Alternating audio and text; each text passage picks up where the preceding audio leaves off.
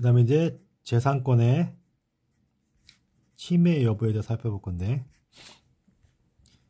우리 23조 1항에서 재산권의 내용과 한계는 법률로 정하라고 하면서, 여기서 이 법률을 정하되 역시 여기서도 과잉금지 원칙에 반하지 말아야 되는 것이고, 그 다음에 이 법률이 사회적 제약을 받긴 받는데 이것이 그 한계를 일탈하지 않아야겠지. 이거는 23조 2항에 공공복리에 적합하게 행사하라고 했으니까 사회적 제약을 받긴 받되 그것이 그 제약 범위를 일탈하지 말아야 된다.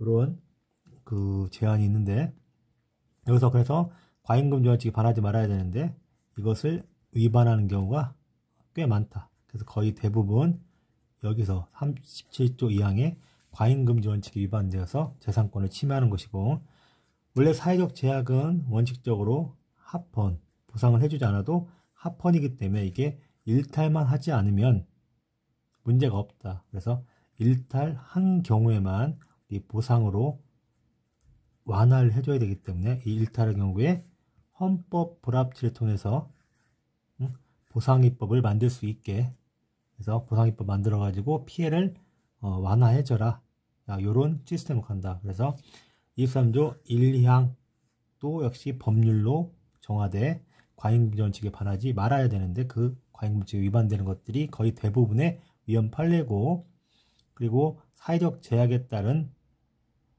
것은 대부분이 합헌이지만 이 사회적 제약의 범위를 너무 일탈했다. 그것을 범위를 넘어선 경우에만 헌법 불합치를 통해서 피해를 조금은 완화해줘라. 이런 시스템이다. 그래서 일단 어떤 섹트별로 한번 살펴보면, 첫 번째 돈 관련해서 세금, 부담금, 그다음에 과징금, 사인이 국가에 대게 부담하는 이 세금 종류들 관련해서 보면 택지 초과 부담금이라는 게 있어. 택지 초과 부담금이라는 게 있는데, 얘는 뭐냐면 이 택지를 200평 이상을 갖고 있으면 부담금을 부과하는 거야. 택지를 200평 이상만 갖고 있으면 일률적으로 부담금을 부과하는 것이다. 그래서 이 택지 초과 부담금에 관한 법이 뭐냐면 택지 소유 상한에 관한 법률, 상한법이야. 그래서 이 택지 초과 부담금은 이 법 자체가 위헌이다. 택지 소유 상한을 200평으로 정한 택지 소유 상한법 그 자체가 위헌이다. 왜냐하면 우리 23조가 1항에서 내용과 한계는 법률로 정하라고 하고, 이 법률 정할 때에는 과하지 않게 하라고 했는데, 분명히 과잉금지 원칙에 위반되지 않게 해야 된다. 즉 37조 2항 비례 원칙을 준수하라고 했단 말이야. 그런데 이때 내용과 한계를 법률로 정한다고 해서 이 정하는 법률이 합헌적이기 위해서는,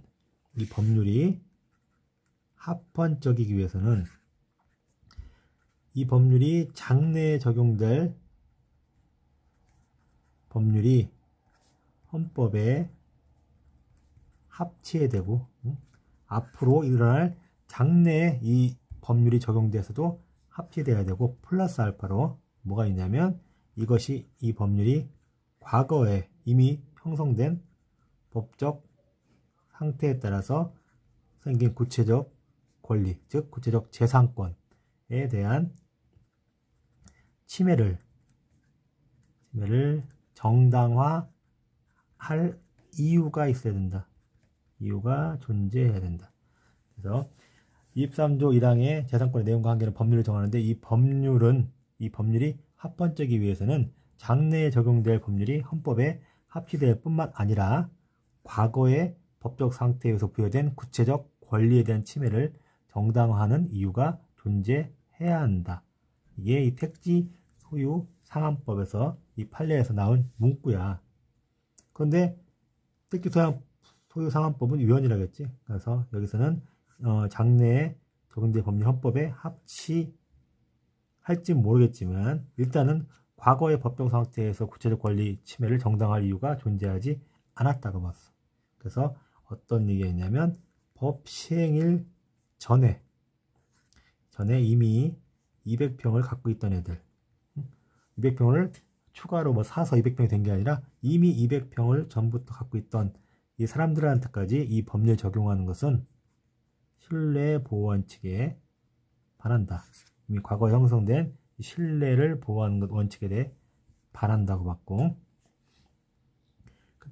그 다음에 과하지 않게 하라고 했는데 200평 이상 갖고 있다고 해서 일률적으로 다 부담금을 부과하는 것은 과하다. 그래서 37조 2항에도 반한다. 또한 아까 재산권이 침해되려면 과잉금지 원칙에 반하든지 아니면 사회적 제약의 범위를 넘어서 그에 따른 위헌적 그 요소가 생기는 거, 이런 것도 있었는데 이 판례에서 택지소유상환법 관련 판례에서는 이 세 가지가 다 들어간다. 그래서 특히나 기간의 제한 없이 이 부담금을 평생 죽을 때까지 부담하게 되면, 예를 들어 이 부담금이 한 10% 든다. 그럼 평생 갖게 되면 이 택지값보다 더 많은 부담금을 내게 되는 것이 된다. 그래서 그것은 사회적 제약의 범위를 넘어서게 된다. 그래서 위헌이라고 봤어. 그래서 택지소유상환법은 그 법 자체가 위헌이다. 이거와 이제 비교할 것으로 택지 초과 부담금이 아니라 개발 부담금, 우리 보통 개발 부담금하고 재건축 이익 부담금, 이런 것들은 합헌이다. 같은 부담금이지만 합헌이다. 왜냐하면 이 개발, 재건축 되면 집값, 땅값 엄청 오르지. 그래서 이미 돈을 왕창 번다. 왕창 벌기 때문에 좀 돈 좀 내라, 부담금. 개발, 재건축으로 인해서 돈을 왕창 버니까 부담금 좀 내라. 그래서 이거는 합헌이다. 사회적 제약의 범위를 일탈하지도 않고 과하지도 않았다고 본 거지. 그리고 택지소유상환법과 다르게 우리 사회적 제약과 관련된 가장 대표적인 판례, 도시계획, 도시개발계획이지. 도시개발계획 관련 법하고 그 다음에 개발 제한구역, 이런 관련 법들이 있는데, 그때 우리 이걸 공부할 때 얘네들은 사회적 제약의 범위를 넘어선 경우, 즉 토지를 용도대로 사용할 수 없는 경우에만 보상 규정을 만들어서 그 완화하라고 했잖아요. 그래서 헌법 불합치 판결을 했지. 그럼 이때는 이 법 자체는 합헌이야, 위헌이야? 도시개발계획법하고 개발제한구역법은 법 자체는 합헌이다. 그래서 개발제한구역을 설정하는 것, 지정하는 것 자체에서는 위헌적인 요소가 전혀 없는 거야. 다만 그로 인해서 누군가에게는 토지를 용도대로 사용할 수 없는 경우, 즉 나대지에 건축을 하기 위해서 샀는데 얘가 개발제한구역에 걸리면서 얘가 건축을 아예 할 수 없게 된 경우, 그런 경우에만 보상해 주는 거기 때문에 이런 경우에 보상 규정이 없는 부분, 그것이 위헌적인 요소이기 때문에 그 위헌적인 요소를 보상 규정을 만들어서 해결해라. 그래서 헌법 불합치가 나오는 거야. 그래서 택지소유상환법은 법 자체가 위헌인 거고, 개발제한구역 관련해서 그 법률은 합헌이지만 용도대로 사용할 수 없는 경우까지 보상해주지 않는 그 부분이 위헌적인 요소다. 그래서 택지소유상환법하고 구분을 해야 돼. 그 다음에 이번엔 부담금 말고 세금 관련해 가지고, 세금에는 우리가 취득세도 있고 뭐 종합소득세, 이런 것들이 있는데, 일단은 취득세를 내지 않고 종합소득세를 내지 않은 경우에 이런 말이 나와. 미납기간을 고려하지 않고 일률적으로 100분의 20을 가산했고, 취득세는 종합소득세도 마찬가지로 미납기간 고려하지 않고 일률적으로 이때는 100분의 10을 가산했다.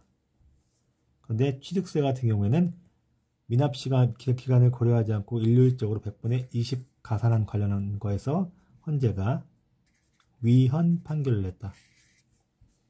너무 심하다, 과하다고 봤고, 종합소득세 관련해서는 미납기간을 고려하지 않고 일률적으로 100분의 10을 가산하도록 한 것은 합헌으로 봤다. 그래서 이게 뭐 왜 위헌이고 왜 합헌인지를 굳이 논리를 따질 필요는 없고, 취득세를 일률적으로 100분의 20 가산하는 거는 위헌, 종합소득세는 일률적으로 100분의 10을 가산해도 합헌. 그래서 구분할 때 미납기간 고려하지 않고 일률적으로라는 말이 나오면 일단 약간 위헌 느낌이 든단 말이에요. 근데 종합소득세 같은 경우는 그게 합헌이기 때문에 구분할 때 취득세의 요 부분, 그 다음에 위헌의 요 부분, 그래서 취득세는 위헌으로 받고, 그 다음에 종합소득세는 종합이라는 단어가 들어갔기 때문에 합헌으로 봤다. 이렇게 헷갈리지 않게 구분을 하고, 그 외의 판례 중에서 신고 관련된 게 있어. 신고를 내가 고의적으로 미달해서 신고한 경우, 그러니까 고의적인 거다. 고의적으로 미달해서 신고하거나 신고를 안 했는데 그 안 한 금액이 50억이 넘으면 이때는 100분의 30을 가산했다. 신고 미달해서 신고한 경우에도 가산을 했고, 그래서 신고 관련해 가지고 고의적으로 적게 신고하거나 그 적게 신고한 금액이 50억 넘은 경우에 이때 가산세를 부과하는 것은 당연히 상식적으로 봐도 합헌이겠지. 고의적으로 신고를 누락시키고 그 금액이 50억 넘은 경우에 가산세를 부과하는 것이기 때문에 이때는 합헌으로 봤다. 그래서 일률적으로 세금을 가산한다. 일률적으로 나오면 무조건 위헌을 보면 안 돼. 일률적으로 가산한 경우에도 취득세를 안 냈다고 일률적으로 가산하는 거, 요때만 위헌이고, 이렇게 보라고 했잖아. 종합소득세이기 때문에 얘는 합헌이었고, 그리고 신고 관련해서 신고를 미달해서 하거나, 그 다음에 이 신고 안 한 금액이 50억 넘은 경우, 이때 일률적으로 가산세를 부과해도 그때는 다 합헌이다. 이렇게 정리를 하고,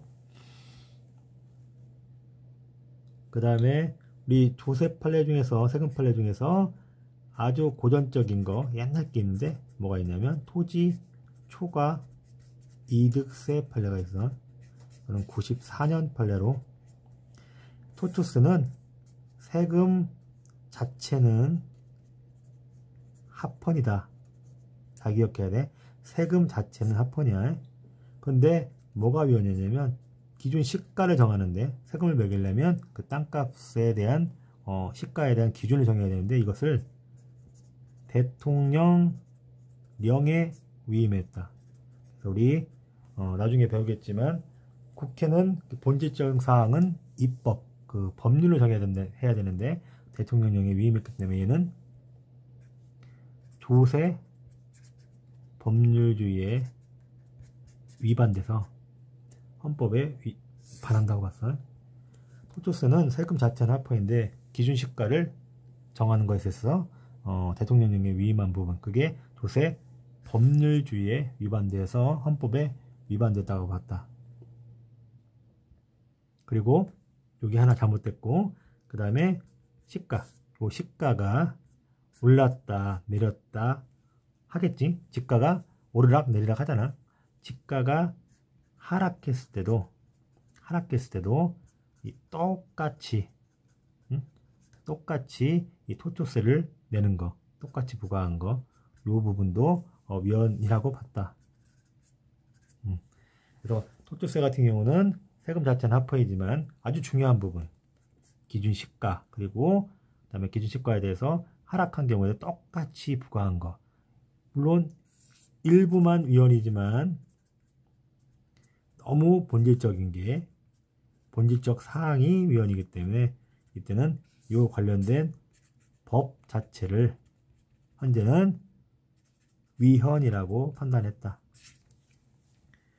토촉세 같은 경우는 세금 자체는 합헌이지만 기준 시가에 관련된 규정이 있어서 그를 대통령령에 위임했기 때문에 얘는 조세 법률주의에 위반된다. 그래서 이 본질적 요소가 헌법에 위반되기 때문에 이 법 전체를 헌재는 위헌이라고 판단했다. 그 다음에 이번에는 이 명의신탁 관련해서 명의신탁 우리 실명법이 시행됐는데 명의신탁 관련해 가지고 신고를 하라고 했는데 등록을 하라고 했는데 등록을 안 한 경우 그 다음에 등록을 똑같이 안 했어. 근데 등록 안 한 경우에 이 부동산 가액에 100분의 30을 과징금을 매기는 것, 부동산 가액의 100분의 30의 과징금을 매기는 것은 위헌으로 받고, 똑같이 부동산 가액의 100분의 30 범위 내의 과징금을 부과하는 것은 범위 내라는 재량이 있기 때문에 이때는 합헌으로 봤다. 맥시멈이 100분의 30이라는 거지. 이때는 합헌이지만 정액 딱 무조건 100분의 30의 과징금을 부과하는 것은 너무 과하다 해서 위헌 판결 났고, 그다음에 이번에는 증여 관련해서 증여에 대해서 신고를 안 한 경우에 이때는 증여세 부과 당시 기준으로 언제 부과 당시 기준으로 증여세를 부과하는 거, 증여 신고를 안 한 경우에 증여세 부과 당시 기준으로 증여세를 부과하는 것. 왜냐하면 신고 안 한 게 만약에 20년 전이다, 아주 옛날이다, 그러면 그때 뭐 100만 원 정도 증여했는데 신고 안 한 거야, 증여했다고. 근데 그게 나중에 그 뭐 땅이든 뭐든 그게 부과 당시 20년 후에는 그게 1억이 될 수도 있지. 그래서 이 부과 당시 이 1억에 대해서 기준으로 여기에 대해서 증여세를 부과하는 것은 좀 너무 과하다. 물론 신고 안 하는 것은 잘못했지만 그렇다고 해서 부과 당시 증여세 부과 당시 몇십 년 뒤에 그때의 기준으로 증여세를 부과하는 것은 좀 너무했다. 라고 위헌 판단을 한 거야. 그리고 증여 관련해서 이혼 재산 분할, 배우자가 이혼 재산 분할을 하는데 그때 배우자의 인적 공제가 초과됐다. 초과됐는데 이거를 여기다 증여세를 부과하는 경우, 증여세 같은 경우는 상속세와 비슷하기 때문에 뭐 30% 엄청난 세금을 부과한단 말이야.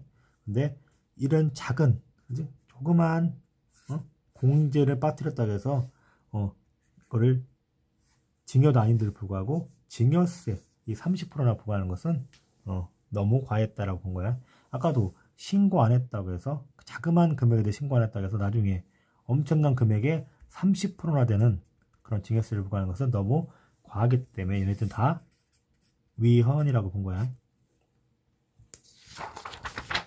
그런데 최근에 결론은 합헌이야. 그런데 느낌이 약간 위헌일 것 같은 결론은 합헌 그런 판례가 하나 나왔는데, 최근에 나온 판례야. 명의신탁 재산 증여의제로 인한 증여세 납부 의무자에게 뭘 부과했냐면 신고 의무 아니면 뭐 납부 의무, 다른 거 의무 위반을 해서 나오는 가산세까지 부과. 이런 표현 때문에 속수했다.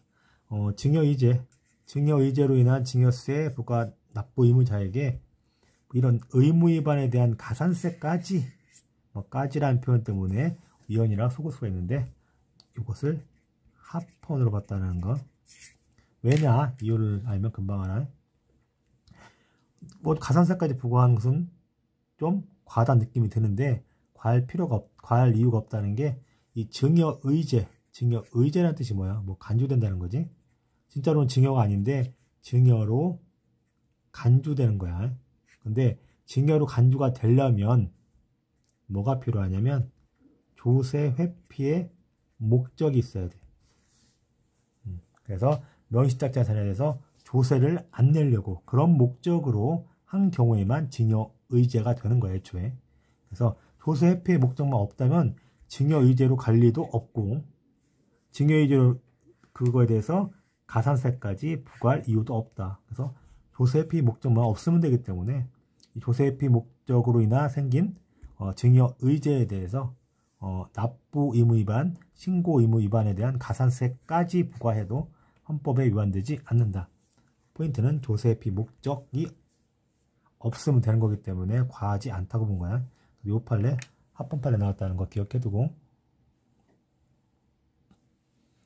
이번엔 중과세 관련해서 판례들이 헌법 곳곳에 나오는데 고급 오락장을 허가받은 다음에 그거를 다른 용도로 사용했어. 그럴 때 중과세 하는 거. 고급 오락장을 다른 용도로 사용했을 때 중과세 하는 것은 위헌으로 봤다. 왜냐하면 고급 오락장 자체가 훨씬 더 세금이 세다. 근데 더 세금이 약한 다른 용도로 사용했다고 해서 중과세하는 것은 헌법에 위반된다고 봤고, 그 다음에 우리 혼인과 결혼에 관한 우리 혼인 관련된 기본권 중에서 1세대 3주택에 대해서 중과세하는 거, 이것도 위헌으로 봤지. 왜냐면 우리가 결혼해서 원래는 주택을 한 개, 두 개, 두 명이 이제 남자가 하나, 여자가 두 개 갖고 있었는데 결혼하면서 3주택이 된 거야. 그래서 결혼해서 혼인해서 3주택이 된 것까지 중과세라는 것은 헌법에 위반된다. 그래서 경과 규정을 두지 않아서 경과 규정이 없기 때문에 헌법에 위반된다고 봤고, 이거와 비교할 것으로 중과세지만 합헌인 게 현재 골프장. 현재 골프장 돈 많은 애들이지. 여기 부동산에 대해서 좀 세금을 좀 많이 매기는 거 헌법에 위반되지 않는다고 봤고, 그리고 법인이 뭐 수도권 과밀지역에 어떤 건물을 신축할 때 법인이 과밀지역에 신축할 때 중과세하는 거, 과밀지역에 하려면 좀 과세를 세게 때려서 좀 분산시킬 필요가 있겠지. 비슷한 판례로 대도시에 있는 법인이 부동산 등기를 할 때는 일단 도시가 아닌 지역에 비해서 좀 더 중과세 해도 헌법에 위반되지 않는다. 그래서 중과세는 고급 오락장을 다른 용도로 사용했다고 해서 중과세하는 거하고 1세대 3주택 중과세하는 거 위헌이었고, 현재 골프장에 대해서 중과세하는 거 합헌으로 봤고, 그 다음에 법인 나오면 합헌이야. 법인에 대해서 중과세하는 것은 합헌으로 봤다.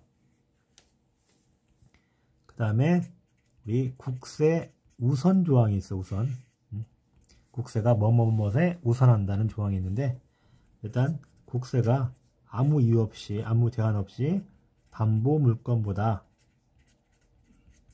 우선한다고 하면 국세 그냥 우선 이거만 나오면 일단은 위헌이고, 근데 국세가 뭐뭇을 기준으로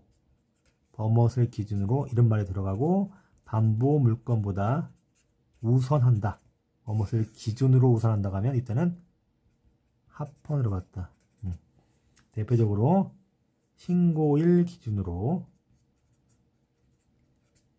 담보 물건보다 우선한다. 그 다음에 뭐 납세 성립일 기준으로 담보 물건보다 우선한다. 그리고 뭐 고지서 발송일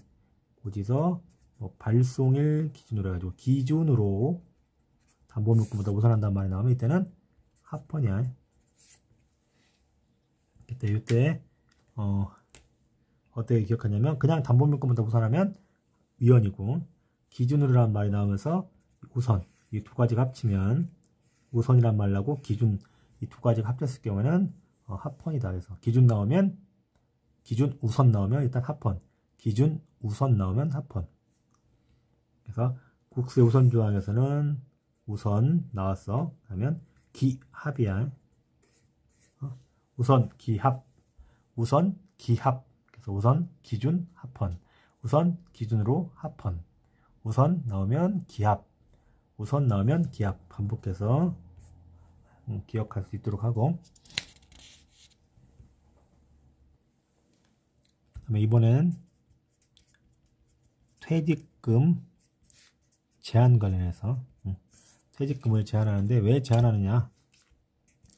첫 번째, 퇴직 후에 범죄 저질러 가지고 이제 금고 이상을 받은 거야. 퇴직 후에 금고 이상 받았다고 해서 퇴직금을 깎거나 주지 않는 거야. 이것은 위헌으로 봤다. 아주 옛날 판례야. 퇴직 후 사유, 우리 퇴직금을 주는 것은 공직 생활에 대한 어떤 보상적 개념이 있기 때문에 퇴직 후에 금고 이상 받았다 해가지고 퇴직금을 깎을 이유는 없다. 그래서 위헌으로 봤지. 이 판례가 02년 판례야. 그러다 보니까 이제 퇴직 후권은 빠져야겠네. 그래서 바뀐 게 법이 바뀌었겠지. 재직 중 금고 이상 받은 경우에 퇴직금을 제한하는 건 문제가 없겠지라고 했는데 이 역시 헌법에 합치되지 않는다고 봤다. 언제? 07년에. 왜냐? 재직 중 그래 좋다. 근데 재직 중 금고 너무 단순해. 이 중간에 예를 빼지 않았다. 과실범을 제외하지 않고 무조건 재직 중 금고 이상 받으면 퇴직금을 깎는 것 헌법에 합치되지 않는다고 봤다. 왜냐하면 우리 교통사고 같은 경우에는 일반인과 공무원이 비난 가능성이 차이가 없다. 물론 음주운전 같은 경우는 과실범이 아니니까 그런 건 빼고 단순 교통사고 같은 건 과실범이잖아.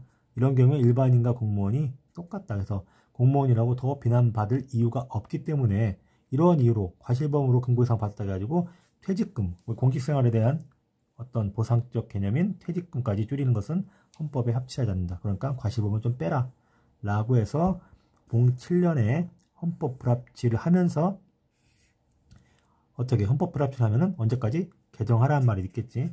08년 12월 31일까지 개정해라. 그래서 국회는 08년 12월 31일까지 개정해라 라고 헌법 불합치를 냈어.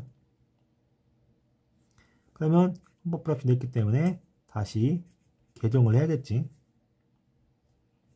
어떻게 되겠어? 재직 중 플러스 뭐가 들어야 돼? 과실범을 제외한 범죄로 금고 이상 받으면 그때는 퇴직금을 깎는 거.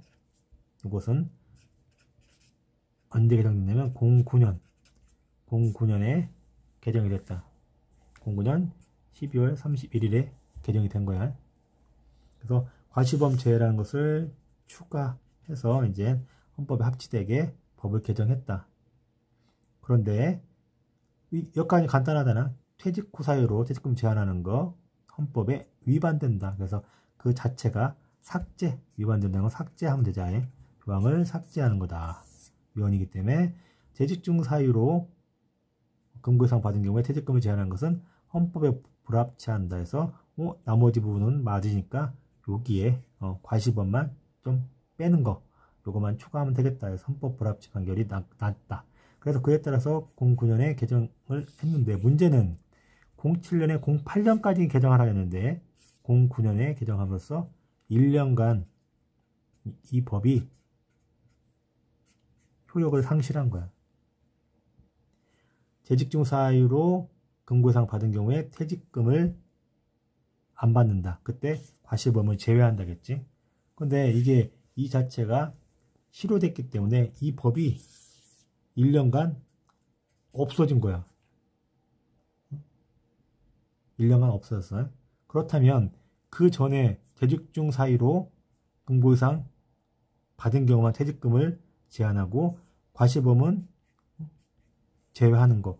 이렇게 구분이 됐어야 되는데 오히려 1년간은 이런 규정 자체가 아예 삭제됨으로써 이때는 오히려 고의범으로 금고를 받은 경우도 퇴직금을 제한할 수가 없게 된 거야.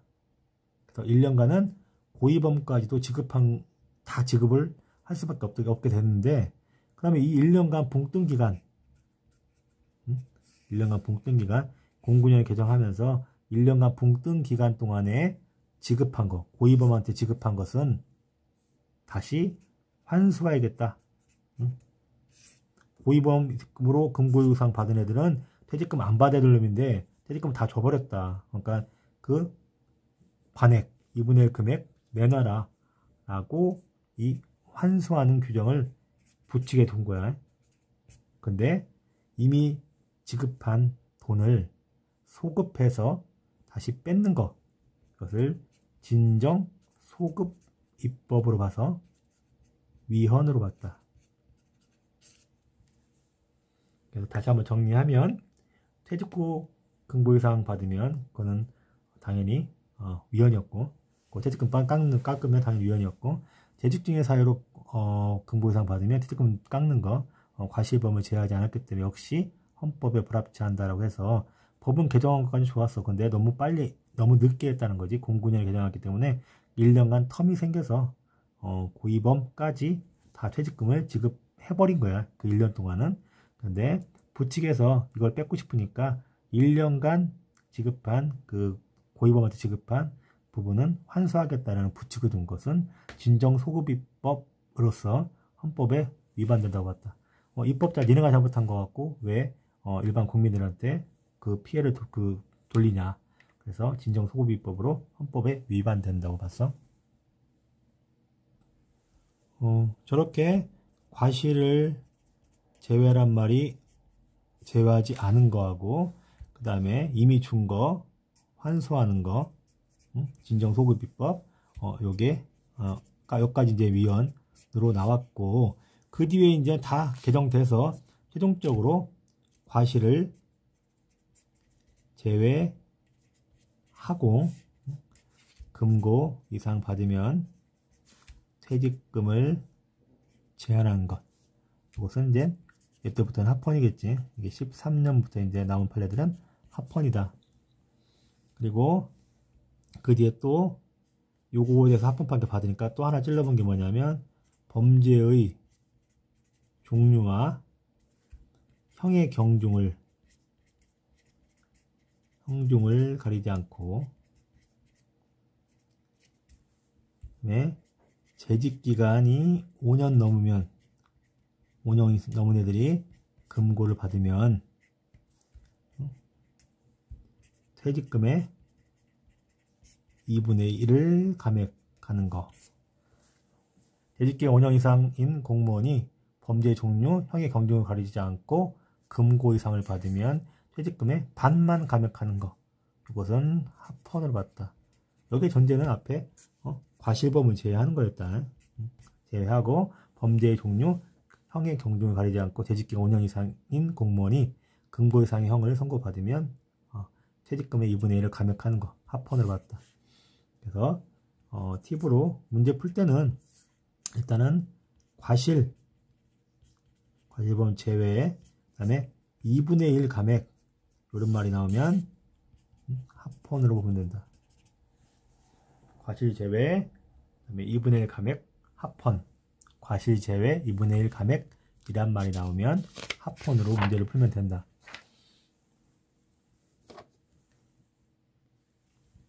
그리고 이번에는 아까는 퇴직금 관련해 가지고 아까는 범죄를 저질렀을 경우에 퇴직금을 얼마만큼 감액하느냐, 그리고 어떤 경우에 감액하느냐, 그 문제를 살펴봤으면, 이번에는 퇴직하고 나서 퇴직했어. 그 다음에 다른 곳에 취업한 경우에 우리 교도관도 나중에 그만두고 방호원을 가든지 아니면 어디에 경비로 가든지 이렇게 취업하지. 근데 다른 곳에 취업을 하는데, 다른 곳에 취업하면 전부 또는 퇴직금의 일부를 지급하지 않는 거. 여기서 문제가 되는 것은 전부 지급하지 않으면 안 되지. 다른 곳에 취직했다 해도 자기가 낸 2분의 1은 무조건 줘야 돼. 그건 자기 돈이니까, 자기 돈 낸 거니까 2분의 1을 안 넘으면 이때는 합헌. 감액하는 게 2분의 1 안 넘으면 합헌이지만 2분의 1을 넘어서 감액하면 그때는 위헌이다. 그래서 이 법을 개정을 했어. 그래서 어떻게 되면 얘는 다른 곳에 취업하면 일부 지급 정지할 수 있다라고 되어 있는 거야. 일부, 즉 2분의 1만 주면 되니까 그때는 합헌이었다. 근데 문제는 이 다른 곳이 보통 우리가 공무원이 아닌 곳에 취직하면 요게 적용되는 거야. 근데 이 다른 곳이 공무원과 똑같이 연금법의 적용을 받는 이런 기관에 취업한 경우 연금법 적용을 받는 기관, 이것은 그냥 이렇게 보면 돼. 다시 공무원에 취직한 경우로 보면 돼. 거의 공무원이기 때문에 연금법 적용 받는 경우는 거의 공무원이기 때문에 공무원이 퇴직 후에 다시 공무원이 된 거야. 공무원이 퇴직 후에 다시 공무원이 됐기 때문에 이때는 공무원으로 이 다닐 동안, 이 재직 기간 동안에는 퇴직연금의 전부를 주지 않는다. 왜냐하면 공무원 같은 월급을 받기 때문에 이것은 그래서 합헌이다. 공무원이 퇴직하고 연금법 적용을 받는 기관, 즉 공무원 같은 기관에 취업을 한 경우에는 퇴직연금을 전부 지급하지 않는 거 합헌이라는 거야. 우리가 공무원 다니면서 연금 같이 받진 않잖아. 그래서 계속 공무원 생활을 그리고 공무원의 혜택을 받는다고 보기 때문에 그 월급과 그 혜택을 받는 기간 동안에는 퇴직연금의 전부를 지급하지 않는 거, 그때는 합헌으로 봤다는 거. 그 다음에 앞에서 살펴본 것 중에서 기타 재산권 제한, 기타 약간 세금 관련해서 받고 중과세도 받고 퇴직금도 받고 여러 가지 그 파트별을 받는데 기타 재산권의 제한 관련해서 살펴볼 건데 우리 환매권 관련해서 환매권 우리 앞에서 재산권으로 인정되는지 여부에 따라서 거기에 대해서 공부할 때 환매권도 역시 재산권으로 인정된다겠지. 그러니까 재산권 인정되니까 기본권이니까 헌재 판례가 있는 거야. 당연한 건데. 그래서 환매권이라는 것은 뭐냐면 우리가 공익사업에 따라서 공용 수용을 하면 토지 수용을 하면 보상받고 이렇게 땅을 넘겨줄 거 아니야. 근데 공익사업으로 인해서 토지 수용을 하기로 했는데 그 계획만 세우다가 갑자기 얘가 그 사업 계획이 폐지된 거야. 폐지. 폐지돼가지고 나가리가 된 거야. 나가리. 공익사업이 나가리가 됐다. 공익사업이 나가리가 된 경우에는 이 수용됐던 땅을 수용됐던 땅을 뺏겼던 땅을 다시 그때 가격으로 살 수 있는 권리를 환매권이라고 한다. 공익사업으로 인해 공용 수용이 됐어. 그러니까 일단 땅을 뺏겼어. 나라가 뺏어갔어.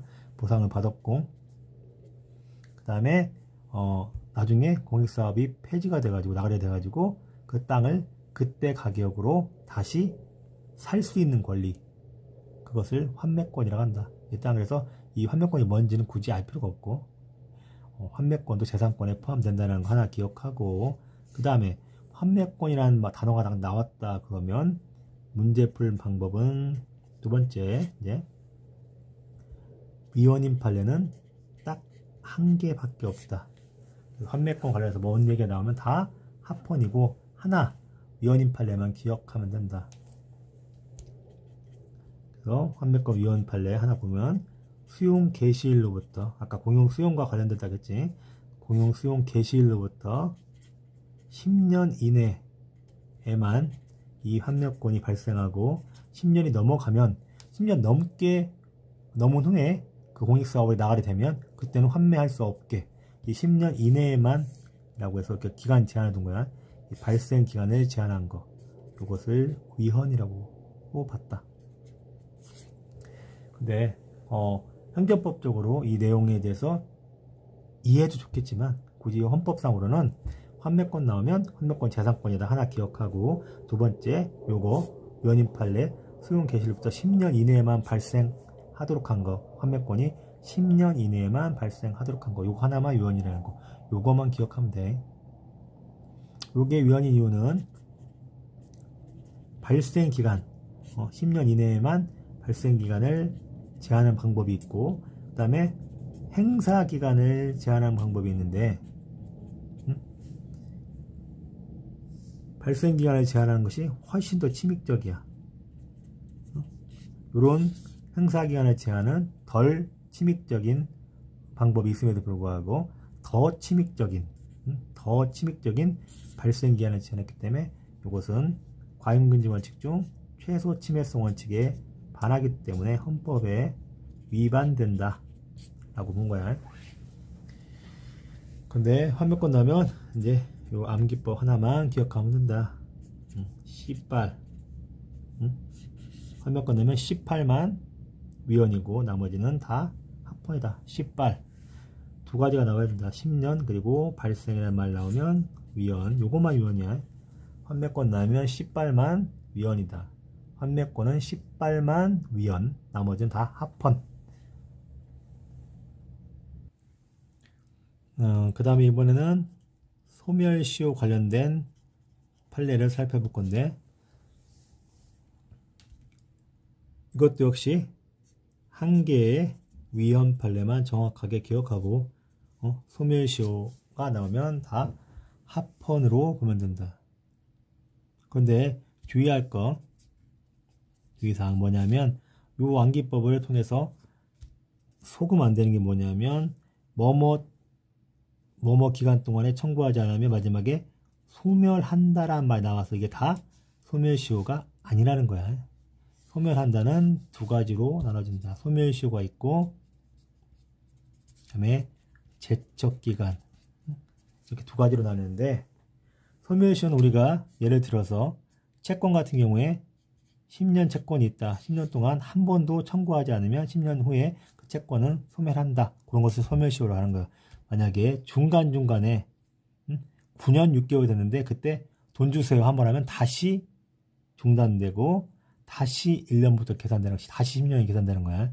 그래서 소멸시효는 그 사이에 10년이라는 시간 동안에 그 전에 어떤 권리 주장을 했을 경우에는 소멸시효가 중단돼서 다시 리셋이 되는 거야. 그래서 소멸시효라고 하고, 제척기간은 리셋이 없어. 그래서 중단이나 정지 이런 것이 없어. 제척기간은. 그래서 만약에 제척기간이 10년 나왔으면 약 10년 되면 그 사이에 어떤 일이 있든 없든 일단 행사하지 않았으면 무조건 제척기간에 따라서 소멸을 하는 것을 제척기간이라고 한다. 그래서 일단 소멸시효, 우리 소멸시효 중에서 위헌인 판례가 딱 하나 있다고 했지. 민법 766조에 보면 여기 제2항에 766조는 어떤 규정이냐면 손해배상 청구권 규정이야.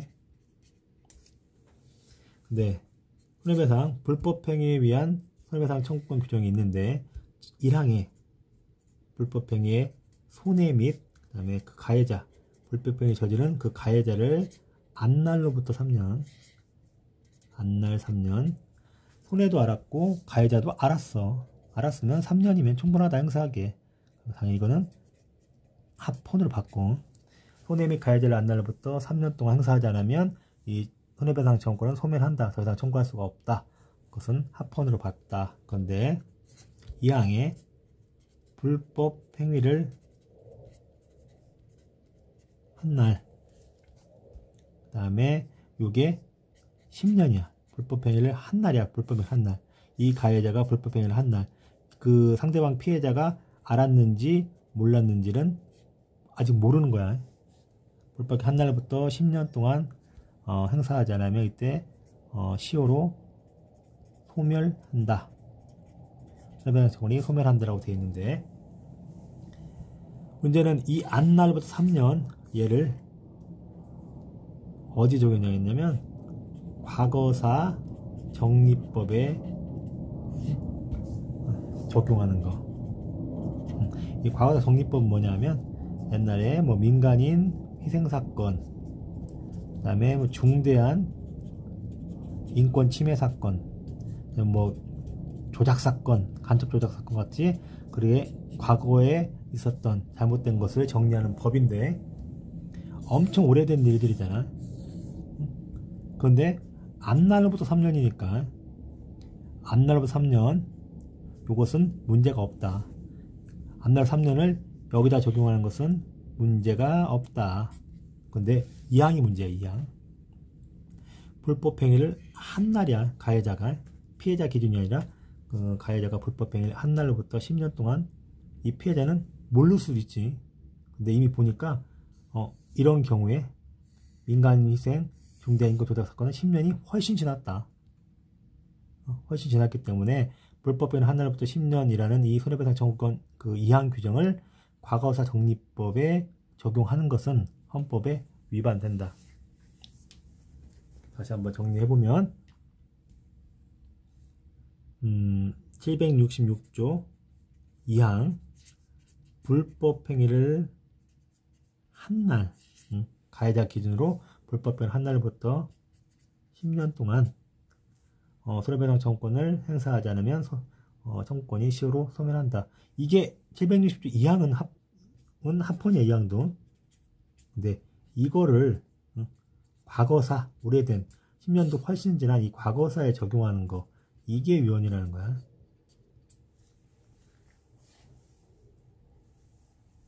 그래서 기억을 할 때는 포인트가 어떤 부분이냐면 한날 그 다음에 과거사 정리법 요 두 가지가 포인트야. 그래서 과거의 한날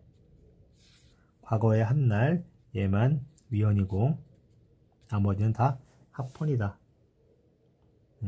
과거의 한날 위헌 이렇게 기억해서 주고 그 다음에 한과이 빼고 다 합헌 이렇게 기억해야 된다.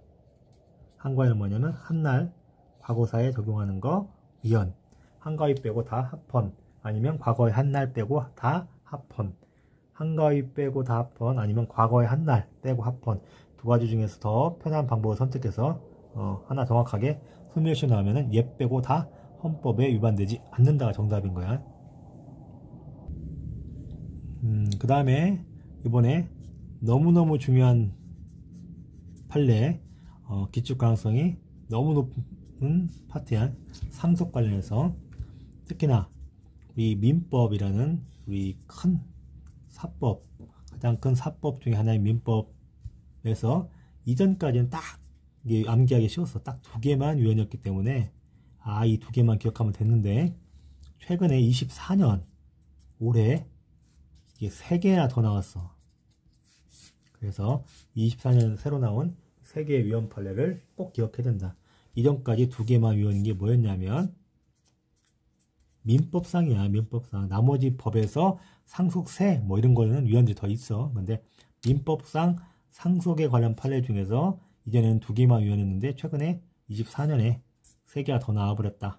그래서 기억을 해야 되는데 이전 2개 위헌인 거 상속 개시 있음을 앞날로부터 3월 3개월 내에 한정승인 또는 포기를 안 하면 한정승인은 뭐냐면 그 부모님의 채무 범위까지만 내가 상속하겠다. 채무가 1억이면 1억 범위 내에서만 내가 상속을 하겠다. 그래서 채무가 더 많을 경우는 상속을 안 하는 거야. 그래서 한정승인 또는 아예 상속을 포기해. 그러지 않으면 단순 승인을 간주한다. 한정승인하지 않거나 포기하지 않으면 이 둘 중에 하나를 하지 않으면 그걸 언제? 3개월 내에 하지 않으면 단순 승인. 이렇게 간주해버리면 3개월 동안 얘가 상속 개시 있음. 이게 뭐야? 부모님이 돌아가신 날이지. 돌아가신 날부터 돌아가신 것을 안 날이야. 돌아가신 건 당연히 금방 알겠지. 돌아가신 건 안 날부터 3개월인데 문제는 뭐냐면 한정승인과 포기를 하려면 부모님 재산 상태를 정확하게 알아야 돼. 채무가 많은지 아니면 재산이 많은지 그래서 채무가 많으면 포기를 하든지 해야지. 근데 부모님 돌아가시고 이 3개월 정신도 없고 아직 49제도 안 끝나고 했는데 부모님 재산에 대해서 정확하게 모를 수도 있는 거잖아. 그래서 모르고 한정승인을 포기 안 했다고 해서 단순 승인으로 간주하는 것. 예를 들어 채무가 훨씬 많은데 단순 승인해버리면 얘가 부모님의 재산을 채무로 계속 갚아야 되기 때문에 여기서 문제가 있다. 그래서 죽었다는 사실을 알았다고 재산이 얼마인지 3개월 내에 알기는 조금 어렵다. 그래서 이제 법이 개정됐겠지. 그래서 개정된 걸 보면 위에 게 어떤 문제가 있는지를 알 수가 있는데, 그래서 지금은 상속 재산 상태를 안날 뭐 이런 식으로 바꿨으면 딱 맞겠지. 상속 개시 있으면 안날이 아니라 상속 재산 상태를 안날 이런 식으로 이제 바꿔야 될 텐데 어떻게 개정되나 볼게. 근데 거의 비슷한 뜻이지만 상속 개시 있음을 안날 요까지 똑같았어. 근데 3월 내에 여기 똑같지. 근데 문제는 여기에 단순 승인, 한정 승인, 포기할 수 있다. 그냥 이렇게 단순하게 뭐 간주 조항이 아니고 상속 개시 있으면 안날부터 3개월 내에 단순 승인해도 되고 한정 승인해도 되고 포기도 할 수가 있다. 이렇게 그거를 조문을 형태를 바꾼 다음에 대신에 단순 승인, 한정 승인 포기하기 전에 상속 재산을 조사할 수 있다. 이런 규정을 만들어 놨다. 그래서 조사해 보니까 상속 채무가 더 많은 것을 더 많다 이것을 알게 된 경우 이때는 뭐 얘가 중과심이 없다면 다시 그 사실 더 많은 사실은 이거 다시 요 사실 채무가 더 많다는 사실을 안날로부터 3개월 내에 한정 승인을 할 수가 있다. 이렇게 바꾼 거야. 그래서 개정된 법은 일단은 기본적으로 상속 개시 있음을 안날로부터 3개월 내에 단수 승인 할 수가 있다. 그런데 그 전에 그 조사를 해보니까 채무가 더 많은 거야. 그러면 이제 그 더 많다는 사실을 안날로부터 다시 3개월까지는 한정 승인 채무로 빼고 승인을 할 수가 있다. 그래서 보완은 된 거야. 그래서 상속 개시 있음을 안날부터 3개월 한정 승인 포기 안 했다. 그래서 단순 승인으로 간주해버리는 것은 헌법에 위반된다. 그래서 간주 조항을 단순 위헌 삭제해버린 거지.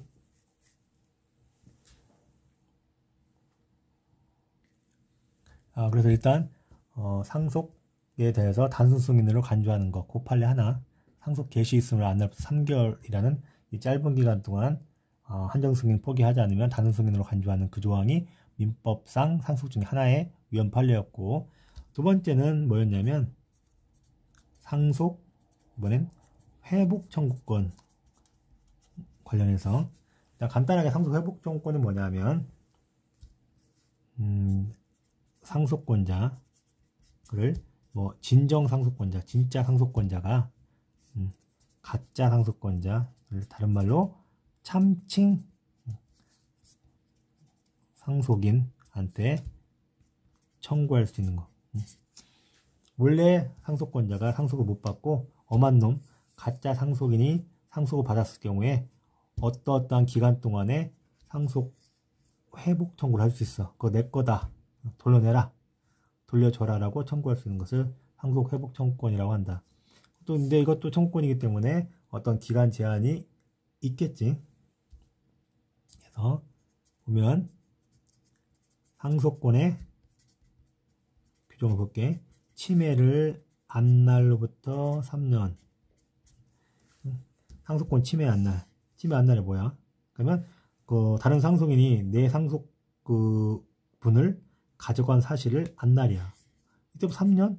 이거 충분하지. 그래서 안날로부터 3년은 쭉 합헌이야. 요거는 요 부분 문제가 없어. 1항은. 근데 2항이 계속 문제가 된 거야. 상속이 개시된 날부터 상속 개시는 뭐야? 아까 죽은 날이지. 돌아가신 날. 그래서 상속 청구권에 관련해서 뺏겼는지 안 침해받았는지를 몰라. 상속 개시된 날로부터 10년 동안 행사하지 않으면 상속 회복 청구권은 소멸한다라고 2항에 규정되어 있었는데 죽은 날부터 10년 너무 짧다고 본 거야. 상속이 개시된 날 죽은 날부터 10년이지만 침해된 것을 모를 수 있으니까 침해된 사실은 모를 수가 있기 때문에 10년 지났다가 소멸시키는 거 위헌이었다. 그래서 이거는 좀 오래된 판례야. 그래서 두 번째 판례 요까지가 작년까지는 위헌 딱 두 가지였는데 요게 어떻게 개정됐냐면 상속 개시된 날부터 10년은 좀 너무 짧은 것 같다. 그러니까 침해가 있은 날, 침해 행위가 있은 날, 즉 가짜 상속인이 내 상속권을 침해한 그 사실을 그 사실이 있은 날로부터 10년. 상속 개시된 죽은 날, 그 다음에 침해가 있은 날, 뭐가 더 뒤야? 침해가 있은 날부터 10년, 요게 훨씬 더 뒤지. 그래서 23년까지는 이 정도면 충분하지 않나? 상속권 뺏긴 이후에 10년이면 충분하지 않나? 그래가지고 쭉 합헌으로 봤어. 이 개정된 것은. 그런데 나중에 보니까 이 있은 날, 침해에게 있은 날, 상대방이 침해가 있는지 없는지를 모를 수도 있는 거야. 왜냐하면 이 판례가 어떻게 나왔냐면 이제 혼외자가 있었는데 여자 하나 있었는데 얘가 20년이 지나서 이미 10년 지나버렸지. 그래서 상속 회복 청구권이 없는데 20년이 지나가지고 자기 친부가 있었다는 것을 알게 됐고 그 부가 이미 일찌감치 사망했어. 그러면 이 여자도 상속권이 있는데 얘가 받지 않음으로써 엄한 가짜 다른 상속인이 이 돈을 받아갔겠지. 그래서 이 혼외자가 이 부분에 상속 개시된 날부터 10년, 이건 원래 위헌이었고 침해행위 있은 날 요거 10년, 이것도 위헌이라고 헌법소원을 제기했다. 근데 헌재에서 이 혼외자의 손을 들어줬다. 왜냐하면 이 혼외자가 부모가 있는지를 몰랐지. 그동안 10년 동안 부모가 있는지 인지를 못할 수도 있고, 그리고 인지청구소 같은 재판을 통해서 내가 이제 부모와 자식 관계를 인정을 받아야 되는데 어떤 그런 재판이 확정이 10년 동안도 안 될 수가 있어. 그래서 10년 후에 알거나 재판이 확정되는 경우도 있는데 10년 지나서 되는 경우도 있는데 그런 경우를 무시했다고 봐서 이거를 재산권 침해 위헌으로 봤다. 언제? 24년 무려 6월달이야. 6월달. 엄청 최근이지. 그래서 지금은 침해가 있은 날부터 10년이라는 이 제한 자체가 없어졌다. 아예 뭐 몇 년으로 바꾼 게 아니라 이제는 침해 행위에 있은 날부터 10년이라는 제한은 다 없어졌다. 그래서 이제는 상속 회복 청구권 10년 나오면 다 위헌이야. 상속 개시된 날부터 10년도 위헌, 침해 행위 있은 날부터 10년도 위헌. 그래서 10년이라는 기간 제한 없다. 그래서 그 진짜 상속권자가 안날을 기준으로 한 것만 합헌.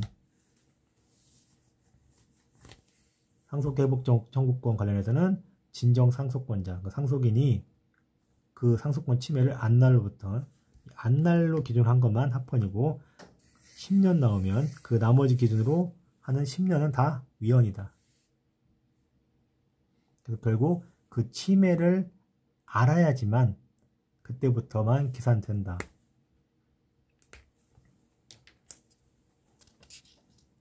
여기서 잠깐 주의할 건 아까 잠깐 설명했지만 제척기간과 설명시효에 대해서 잠깐 설명했지. 그래서 상속회복 청구권은 어디에 들어갈까? 침해를 안 날로부터 3년 동안 한 번 행사하면 끝인 거잖아. 그리고 개시된 날부터 뭐 10년이든 뭐든 딱 한 번 행사하냐 하냐의 차이야. 그래서 무조건 3년이 지나거나 10년이 지나면 CO로 소멸한다. 이런 것을 아까 뭐라고 했어? 중단과 정지가 없는 제척기간이라고 했지. 제척기간이야. 상속회복 청구권의 그 기간은 제척기간에 해당되는 거예요. 몇 년 내에 행사해라. 뭐 중간에 뭐 권리주장이나 이런 게 필요 없고 한 번 권리주장을 할 수 있는 그 기간을 정하는 거기 때문에 제척기간으로 본 거야. 그래서 아까 소멸시효 관해서는 한 개만 위헌이었잖아. 그래서 한과이하고 한과이 빼고 다 위헌이었다. 그래서 과거에 한 날만 위헌이고 나머지는 다 합헌이었고 상속회복 청구권은 소멸시효가 아니라는 건 제척기간에 포함되는 거야. 요거 하나 주의해 두고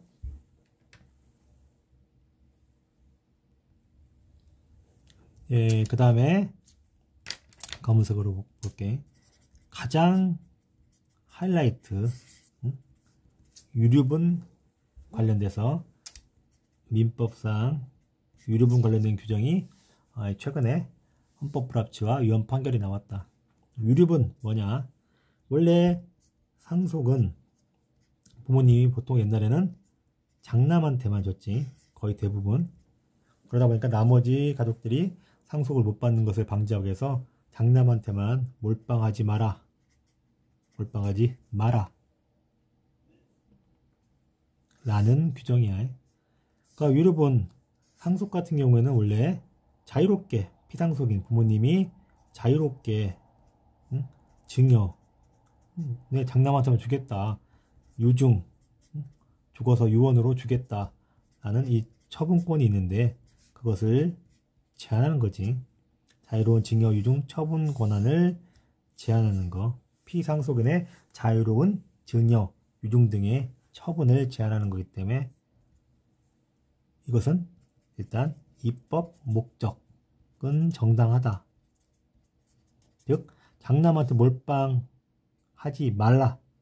말기 위해서 한 거기 때문에 입법 목적은 정당했어.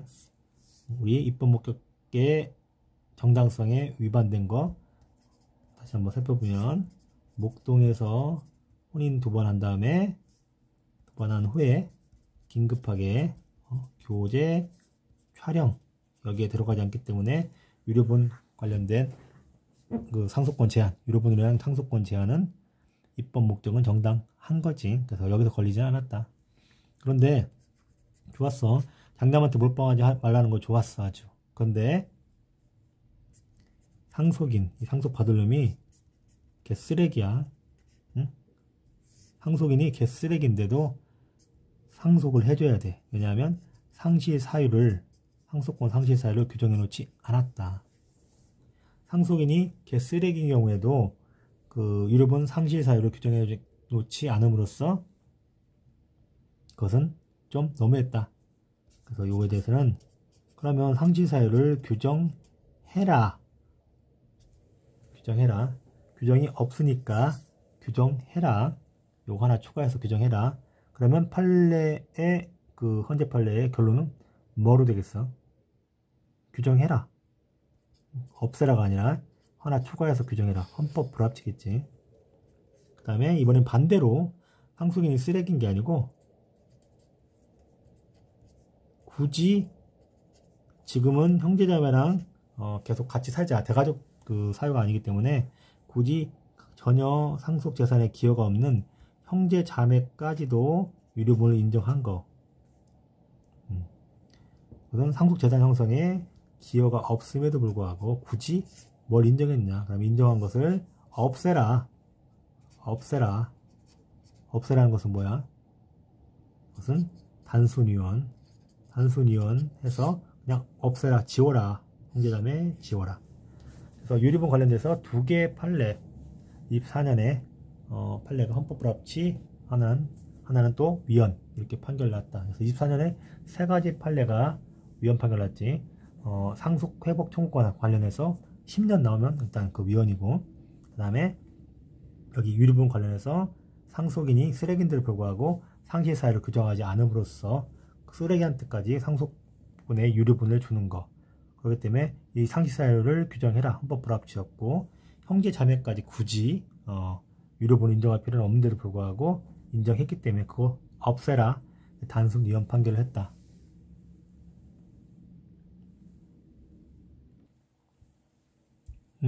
민법 상속 중에 민법상 민법에 있는 상속 중에서 위헌인 건 5가지로 이제 할 수 있지. 첫 번째 한번 다시 한번 복기해서 암기를 해볼게. 첫 번째 아까 단순 승인 간주하는 건 상속 개시 있음을 한 날부터 3개월 내에 한정 승인을 포기하지 않으면 단순 승인으로 간주하는 거. 모를 수도 있다. 3개월 내에. 그렇기 때문에 이건 잘못됐다. 그 판례였고, 두 번째 또 옛날 판례 중에서 또 역시 마찬가지로 상속 개시, 죽은 것을 상속 개시 있음을 한 날, 요거부터 해가지고 상속 회복 청구권, 요거는 합헌이었지만 그 다음에 침해 행위가 있으면 한 날,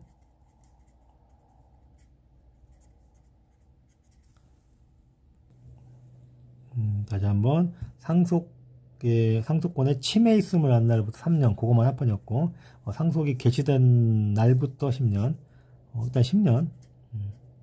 10년 나온 거 옛날 거 위헌이었고, 그 다음에 또 개정됐지만 침해가 있은 날부터 10년 안 나네요.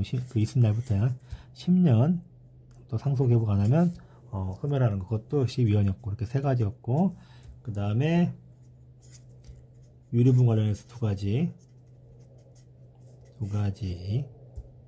쓰레기 상속인도 상실 사유를 규정하지 않았으니까 규정 좀 해라. 헌법 불합치 판결이 나왔고, 그 다음에 반대로 형제 자매까지 굳이 인정할 필요가 없을 것 같은데 인정을 했다. 그래서 얘 없애라. 단순 위헌 판결. 이렇게 5가지 여기까지 하면 정확하게 5가지만 민법상 상속 관련해서 위헌 판결이고, 이거와 이제 비교할 것으로 헷갈리는 건, 민법 상속은 관련된 규정은 맞아. 민법 상속 관련 규정 중에서 합헌인 건데, 이번에는 상속인이 쓰레기인데, 쓰레기 아까 유료분 관련해 가지고 쓰레기 같은 경우에 상시 규정하지 않은 거 헌법 불합치 판결 났지. 그런데 요거와 비교해야 돼. 쓰레기 부모도 상속 결격 사유, 유료분이 아니고 상속 결격 사유로 규정하지 않은 거 18년 판례. 요거는 아직 정확하게 유료분 판례와 별도의 판례이기 때문에 이거는 위헌 판결 난 게 아니야. 그래서 부양 의무를 다하지 않은 쓰레기 부모도 상속 결격 사유로 규정되어 있지 않음으로써, 그래서 부양 의무 안 한 부모도, 쓰레기 부모도 상속을 받게 되는 거. 이게 부활합법의 시초에 대한 그 판례인데, 그래서 부양 의무 이행하지 않았는지 부양 의무를 이행했는지 판단하기 가 상당히 곤란하다. 그래서 이거를 합헌으로 봤어. 근데 합헌이었지만 합헌은 기속력이 없지. 그래서 합헌이라 해가지고 계속 그 법을 유지할 필요는 없는 거야. 위헌인 경우에는 기속력이 있기 때문에 무조건 헌법을 고치거나 없애야 되지만, 합헌은 기속력이 없다. 그래서 기속력이 없기 때문에 그냥 개정할 수도 있는 거야. 그 반대로 법에서 헌재 판례에서는 헌법에 합치된다고 봤지만, 그냥 입법자가 알아서 구하라법을 만든 거지. 구하라법을 만들었다. 그래서 지금은 최근에 개정돼 가지고 이제 중대하게 부양 의무를 위반하거나 그 자식에 대해서 심히 부당한 대우를 한 경우에는 이때는 상속권의 상실이 가능하도록 하고, 이거를 26년부터 26년부터 이제 시행하게 된 거예요. 그래서 요건 하나 주의해야 돼. 쓰레기 관련해 가지고 쓰레기 상속인이 계속 그 상시 규정을 만들지 않음으로 해서 계속 받는 거, 그때는 헌법 불합치였지만 쓰레기 부모도 상속 결격사유 규정하지 않은 거, 요 판례, 이거는 18년 판례는 합헌으로 봤다. 근데 다만 법을 개정해서 부활합법을 만들어 가지고 지금은 중대하게 위반된 경우, 힘이 부당한 경우, 이게 이제 상실이 가능하게 되는데, 다만 아직 시행하지는 않고 26년부터 민법 개정안이 시행된다라는 거 하나 비교해서 기억하고